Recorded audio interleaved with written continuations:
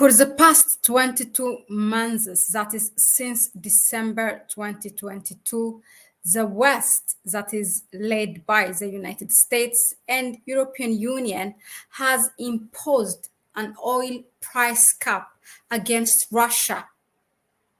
And that oil price cap has been in place for the past 22 months. Now, the G7, which includes European Union and Canada, France, Germany, Italy, Japan, United Kingdom, and the United States, is preparing to impose a price cap on on items that are exported from Russia. This is more to cripple down Russia's economy, in which they think that in the past 22 months or these 2 years, the sanctions that they have imposed against Russia did not make any effect, in a way that it looks like the G7 wanted it to impact Russia. Now, in their statements, the upcoming G7 meeting, prior to that, this is what the finance ministers who met ahead of the foreign ministers and the leaders released a statement, and I'm going to read it for you. It says, "We remain committed to taking further initiatives in response to oil price cap violations," the group said in a statement after a meeting in Washington. Those further steps were not spelled out in detail. So they did not say which item. Perhaps the assumption is that on Saturday, during their next meeting, that they will, the particular items will be notified. But the thing is that, now to give you as a background, first of all, oil price cap or a price cap is where you set, a price for it not to go above a certain price ceiling. So for them to have, for example, in 2022, when they come up with that oil price cap, it was $60 per barrel. So, but keeping Russia's thing, so that it becomes unwanted, incompetent in terms of price. And that is exactly what they want to do. And they think that now Russia still have connections or managed in a way that it to sell its crude oil. During this sanction, when Russia's export, its crude oil export, was halted, and the pipeline was also deliberately burned, and it was China who was buying Russia's crude oil for more than 2 years. In fact, China has been quite a savior for Russia's economy, because they also have replaced those European plants and factories which they have left as following the instruction by the European Union or their respective countries. It was China who was filling the gap where, when those European companies or the US companies left Russia. For example, the car manufacturing companies. Now, Chinese electric vehicles have already, I think, 2 plants, which they took over from Volkswagen and Mercedes, and they're doing well, and they're selling hundreds of thousands of EVs to Russia. And that is even when there is this sanction against Russia. So imagine that there is no sanction, how this trade or this car selling will boom, and others as well. Now, I think one has to ask the question, let me first, read for you what those officials said. Now, the G7 finance minister also said they would take additional measures aimed at, quote, increasing the costs to Russia of using the shadow fleet to evade sanctions. Now, there are these, they call them shadow fleet. There are these ships that with no names or anything. So they are settling business with the Russian government, and they are taking crude oil from Russia and selling it to uh, countries, countries not necessarily in the European Union.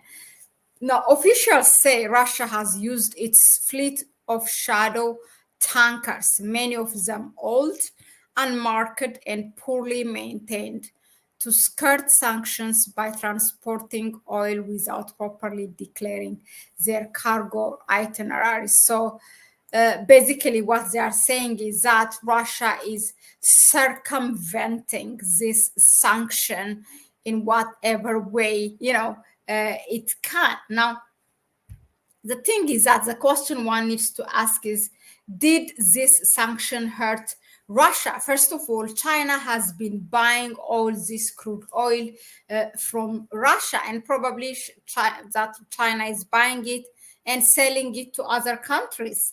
Another thing is that for Russia, this thing, it seems that now BRICS came at a very good time, because they have this convention that no one, like those member countries, cannot take part in any sanctions. For example, this sanction maybe from the European Union or from the United Nations. So if there is any BRICS member in there, okay, definitely there is no one from European Union, except there's Turkey now who joined, but I don't know if it's a member of European Union. So countries cannot be against another BRICS member. If US push, for example, this agenda to be against Russia, like a resolution to approve, then those members countries of BRICS cannot go against Russia. And also one of the major aspect of BRICS is that the trade boom, the trade between BRICS members, and why there are things that will force really countries to choose to trade, to continue to trade with Russia, because under BRICS, because there is this possibility of trading with their own local currencies without necessarily losing their value, their currency's value to US dollar, because every time they change their currency, there is a value that they are losing. So that is also something, an attractive thing in BRICS, that makes members to opt or to choose to trade with another BRICS member, as opposed to West, as opposed to the West. Now, the G7 also has mentioned that they are going to give as a loan to Ukraine. How much was it? I think 50 billion. Let me read it here. The G7, which groups 7 of the world's most advanced economies, announced on Friday.